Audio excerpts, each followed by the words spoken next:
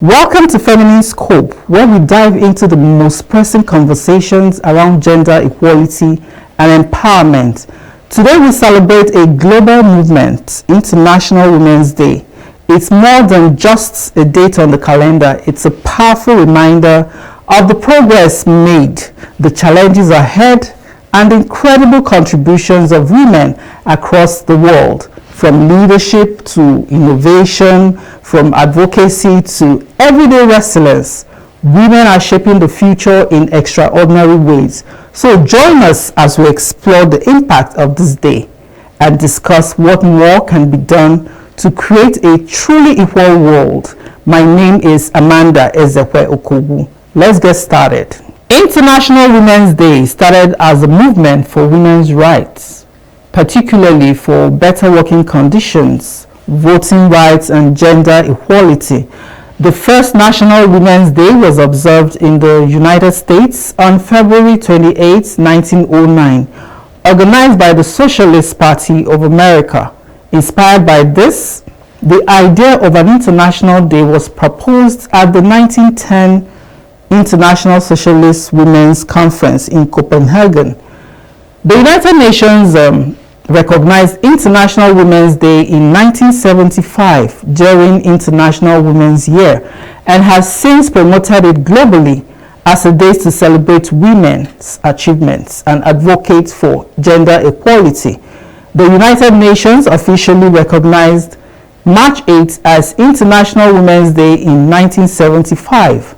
Since then, the day has been observed globally with different themes aiming to highlight gender equality and women's contributions across various fields. Presently, do we think women have achieved what they have been fighting for? Joining me in the studio to discuss this is my special guest. You'll get to meet her after the break. Stay tuned.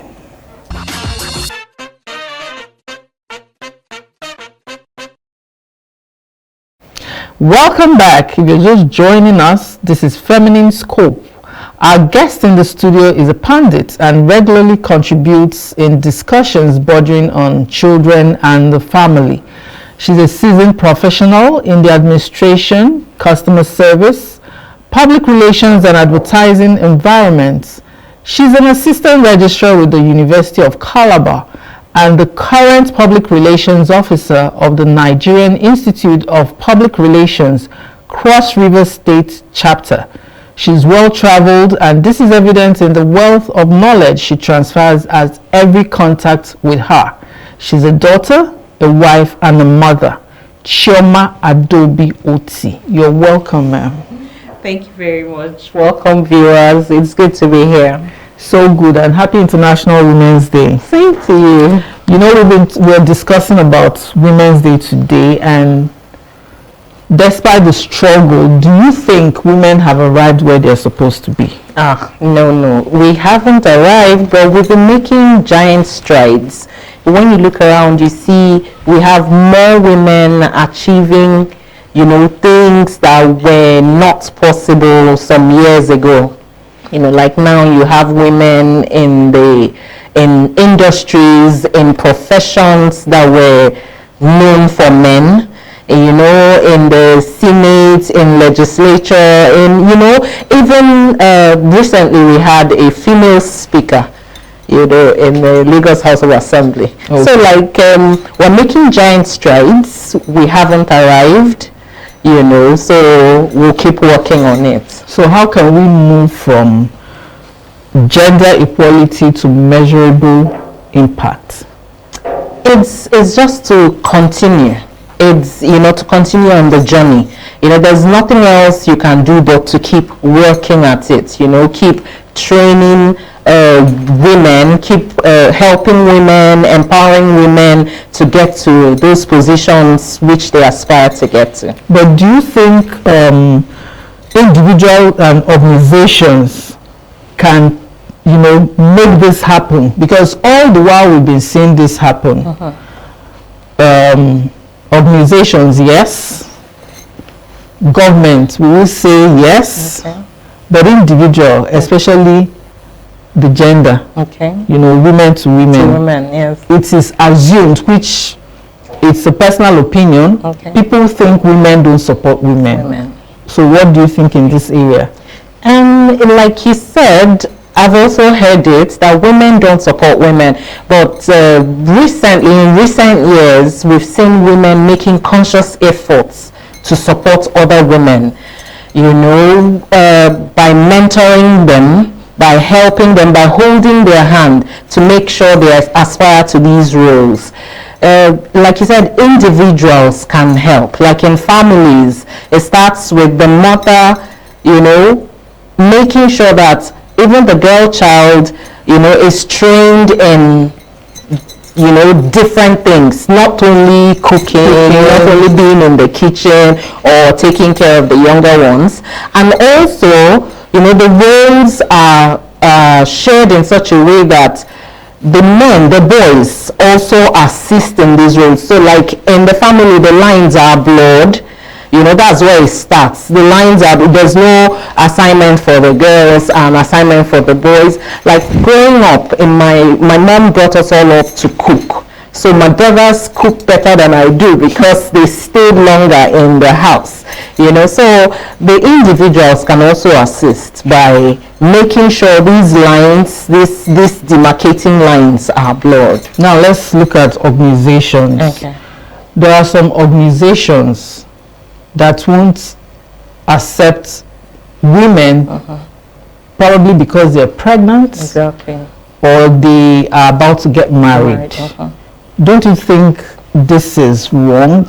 It is very wrong, and so that's why the government needs to keep coming up with policies and regulations to make sure these things don't happen.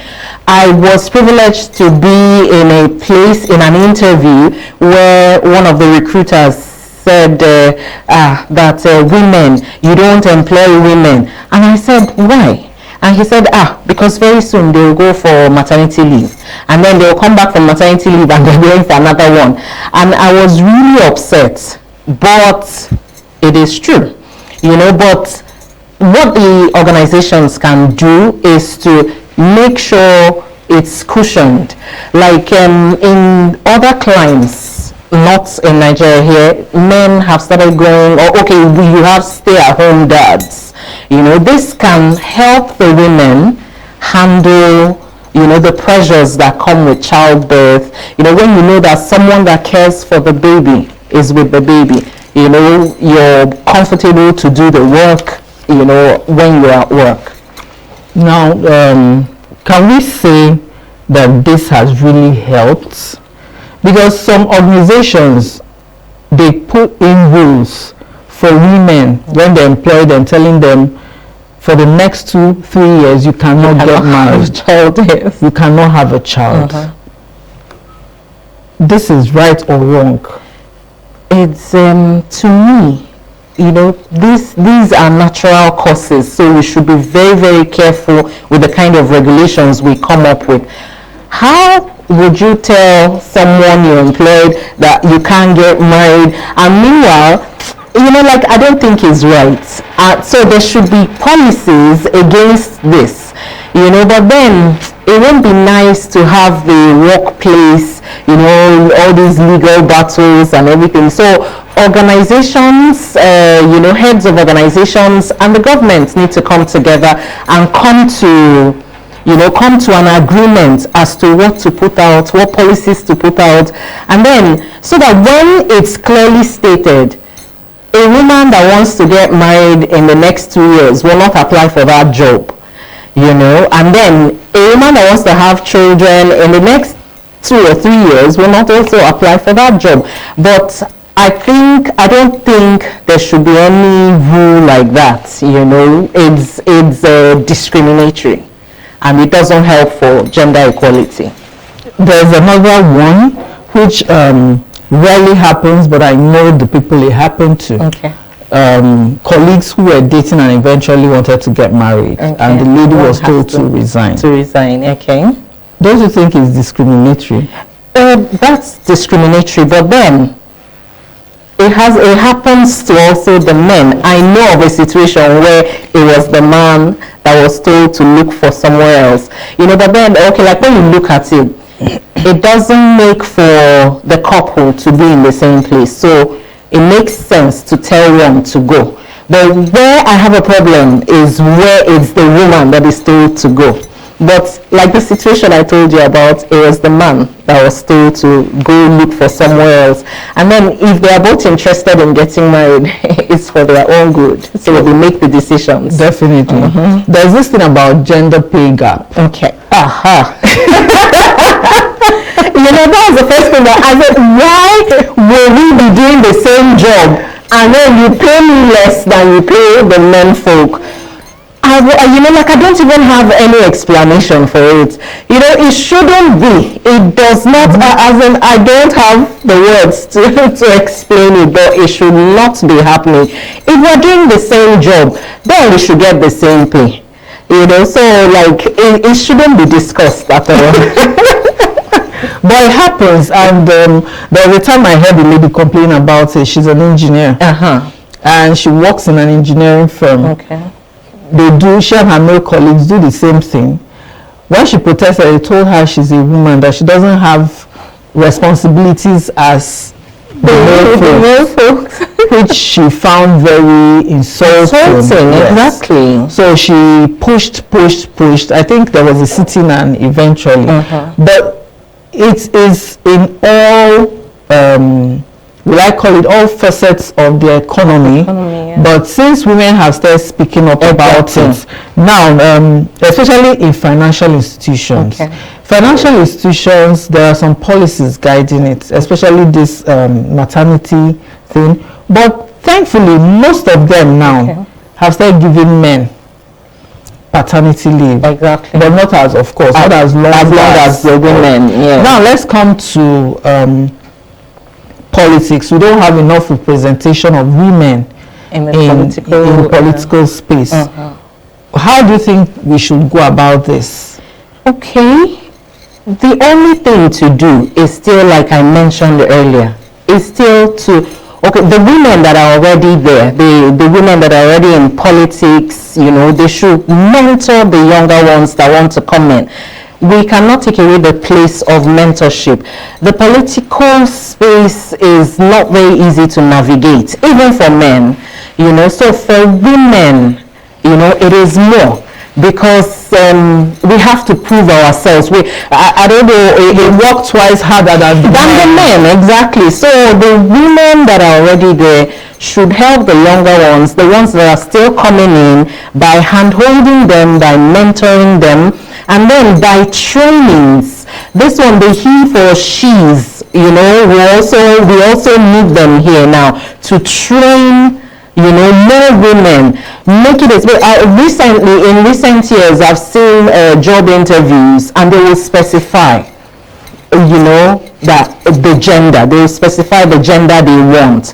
And I heard a man complaining, women want to take everything.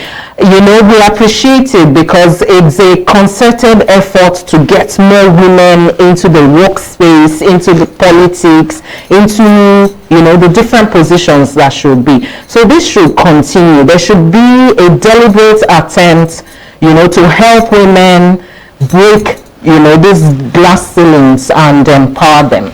And do you think women have really been striving to do this? A lot of women are, but we still need to do more work, you know, because of the way, you know, the way we were brought up, the things we've always known. Culture is still difficult, but a lot of women have been seen to be making very good strides, you know, at achieving these. You mentioned mentorship. Do you think women have been doing so for themselves, especially the ones in politics? I read something just before I came into the studio, and it's a pity, but then we haven't really. There are some women I know. Okay, like I worked with a boss that she will want to take me everywhere, so that I will know what she knows, because she knows that, you know, like some years, you know, down the line, she's going to leave that position. So she wanted to have someone that they will say she trained, you know, this is me. Exactly. You know, so some women do it, but then, you know, like it's also with the men folk. Some women don't, you know, and incidentally, what I just read before I came into the studio, it was terrible, you know, a situation where women were supposed to assist their colleague and the remaining ones came together and threw their colleague under the bus, you know. So it's a lone fight. It's a lone fight for her, but it's not all the time. We've known some women that, you know, come out to pull the others up. Now, some women don't come out to speak up. Okay. When they go through things because of stigmatization. How can this barrier be broken? Stigmatization is a very big thing, in, especially coming from this part of the world, you know, but then you have to get to a point where, you know, you speak up, because if you don't speak up, there's no way the problem will be sorted out. So, you know, but when you speak up, you're stigmatized. So, how can we break that barrier? It's about having, you know, like there has to be casualties. There will be casualties, and eventually, you know, this will take root. You know, it's a pity, you know, for the people that it hasn't gone well for. But then, as it's happening, you know, others are learning and then learning how to go about it. There should be ways to go about it, systematic ways to go about these things. You know, maybe you move from this level to this level, move from this level to this level to achieve results. Now, a friend of mine who is a gender-based activist or advocate, let me use that word, was handling a case at a particular time. A little girl was raped, and when they got to the law enforcement agency to report, the first, it was a lady they met at the counter there, and the first question she asked was, what were you doing there? What were you wearing? You understand that? And this is a teenager, somebody who is barely 14. At that age, what do you think that girl would have done? So why would you ask her that kind of question? Exactly. We should all be trained, you know. So like that's where, you know, continuous training, continuous talking about it, you know, everybody should be involved, the media, the family, the different organizations. You know, by the time we keep talking about it, people will learn that, and people get to know that it's not the child's fault. That, okay, even if she was wearing something, did she consent to that act? You know, so, you know, we'll get to that level. When you look at, you know, like places like in the US, even though the wrong things still happen, but then they've gotten to a certain level where, you know, people are prosecuted for, you know, taking advantage of, you know, an adult, because she put herself in that situation, but she said no. You know, she carried herself there. You know, she knew what she was doing, but she said no. And if the man has carnal knowledge of her, then he's going down for it. So I'm sure by the time we keep talking, teaching, you know, broadcasting, people will learn, and we'll get to that level. We've been discussing gender equality, celebrating the International Women's Day. We'll go on a short break, and when we come back, we'll find out the role the media plays in this. Stay tuned, we'll be right back.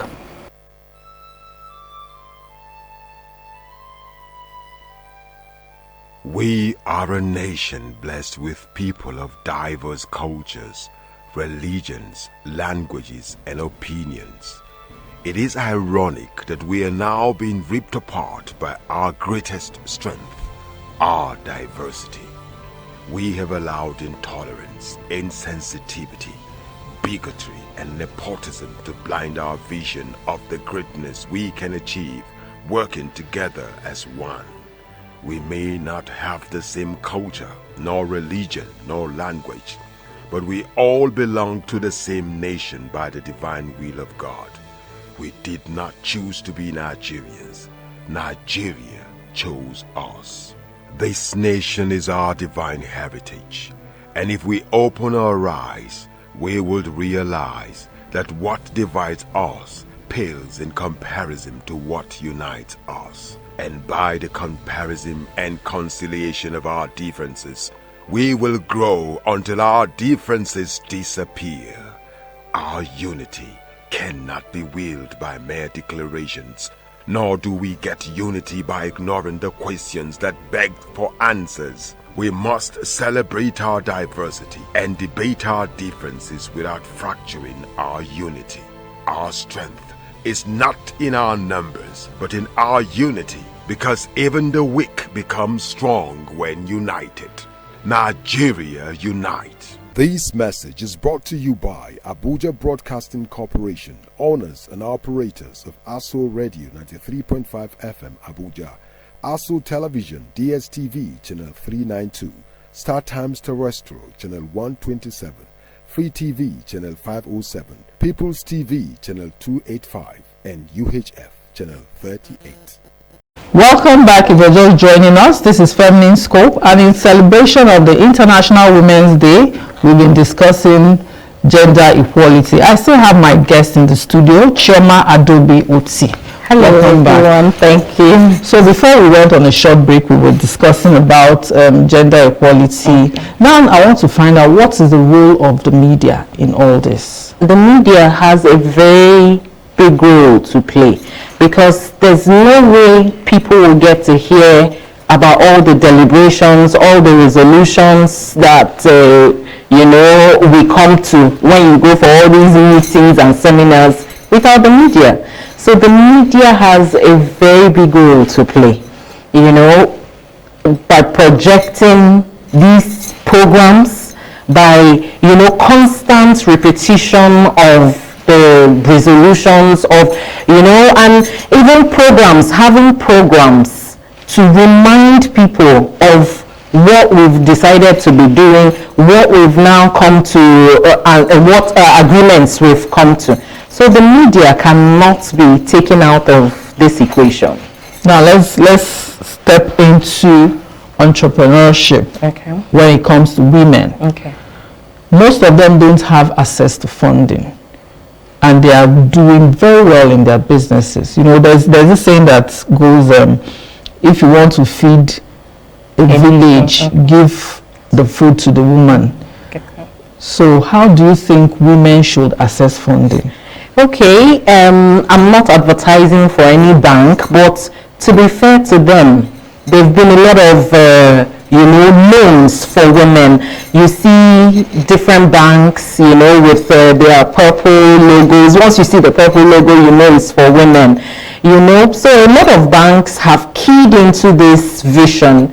And permit me to mention the Bank of Industry, so they've also been supporting women in businesses, even though I will want them to make these the processes less cumbersome, because I know women that have tried to apply for these loans, and they come back to me and go like, the English was too much. That is more than jam questions everywhere. So I commend them for taking these steps to assist women, but then they should also make the conditions easier for them to access. Because I honestly heard that there's a lot of funding for women, but they can't access it. You hear about them every day. You hear on the news, you hear on bank websites, when you look around, when you read things on the internet, they are, but then the thing is accessing them. So if the heads of these corporations and organizations will look into these things and make it easier. I'm not saying they shouldn't do their due diligence. They should still. These women should be able to pay back their loans, but then they should make it in such a way that it's easy to access. The girl child. Okay. Now we've been discussing women. This started from when they were little. Exactly. When they were little girls. How can we train the present Gen Zs to be able to know that this is what we should do at this point and this time? Okay, so it starts with, teaching them their rights, teaching them nicely, because the Gen Zs, you teach them this, they take it to extremes, and then to also teach them that nothing will fall into their lap, easily. They should work very hard for it. Work very hard, because like you said earlier, they have to work 2 times as hard. We'll get to a stage where, you don't have anything to prove. Like I read something yesterday, we're actually not in competition with anybody, we're in competition with ourselves, but then in the environment you see competition around, but then you need to prove yourself. So we need to teach these younger ones that they have to work hard for what they want, and then by the time they know their rights and they work hard, the sky will be their limit and even beyond. So how has the digital platforms helped in women knowing their rights?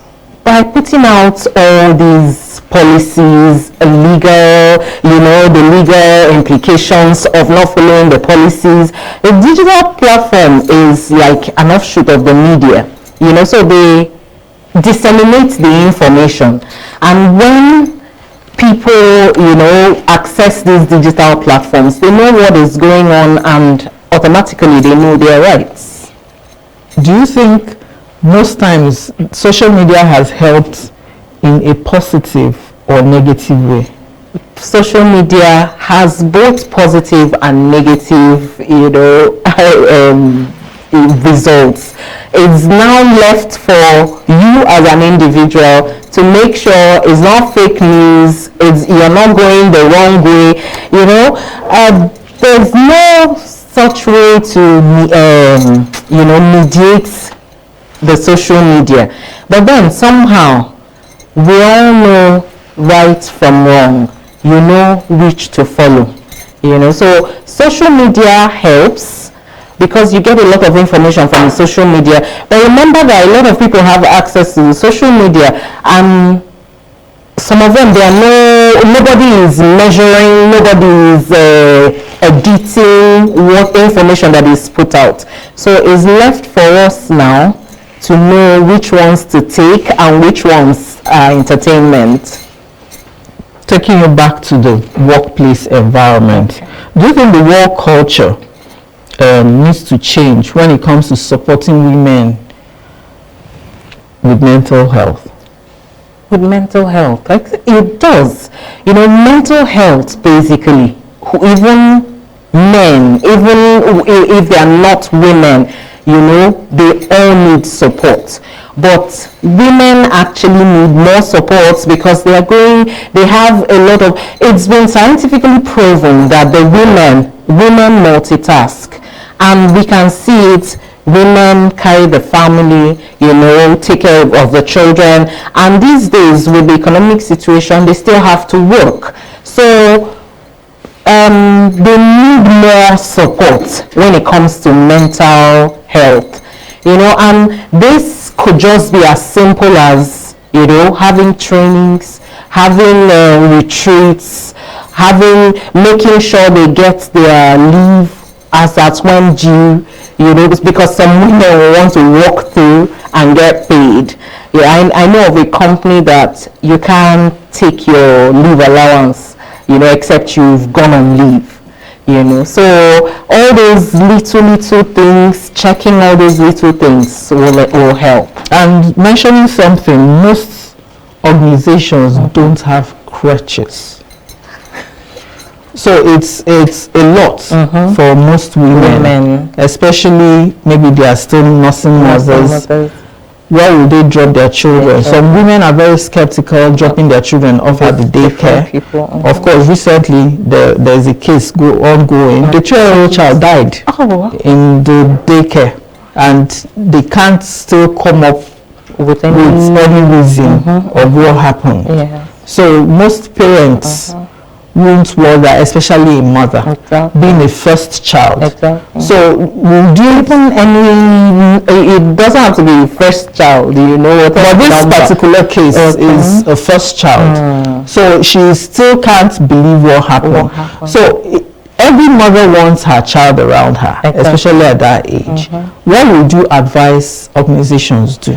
I also took note of that crash. I know a bank, when my friend was working there, she had the privilege of driving to work with her baby, even though she also came along with a nanny, but she was more productive because she knew where her baby was, and she could go check on the baby at any time, so it made her more productive, and she could even spend more time at work because she didn't have to rush home, so with having a crash, I think it should be it should be something that organizations should consider. It's not overboard. It's a necessity. It is a necessity to make mothers comfortable doing their jobs. Do you think culture helps in accelerating change when it comes to gender equality? Culture has actually pulled it back, because in the African culture, the woman takes a back seat, so this is... But they're actually speaking up now. They are, so this is a major change, but there are still some people even women that are emancipated and are well-read and well-traveled. There are still some places where, what you've always done, it comes back to hold you back a bit, So our culture has not done much, to move the journey forward. So what advice would you give to a teenager, the girl child, a teenager, a young adult, and a woman? So let's take it from here, a teenager first. What advice would I give them, when it comes to gender equality, how they should see themselves in years to come? Like I already said, they should work hard. It's hard work that will put them at par with their male colleagues. So when everyone sees that you know what you're talking about, you know what you're doing, and then we've taught them their rights. So when the girl child, she knows her rights and she knows her job, it will not be difficult for her to take her place. Really not. The way we were brought up is not the way this present generation is being brought up. Exactly. We were told that we needed to work hard. Of course, we did twice harder. Exactly. But the present generation, they are laid back and they want a soft life. So they don't believe, why should I stress myself over this? And it has come to a point where the male folks just feel that, is it no money if I give her? You understand that kind of thing? And it's not a good thing for the female gender. You understand? So telling them, it's always difficult because sometimes they assume everybody is the same. As a young adult, especially this is rampant in the higher institutions now. So as a young adult, what would you tell them?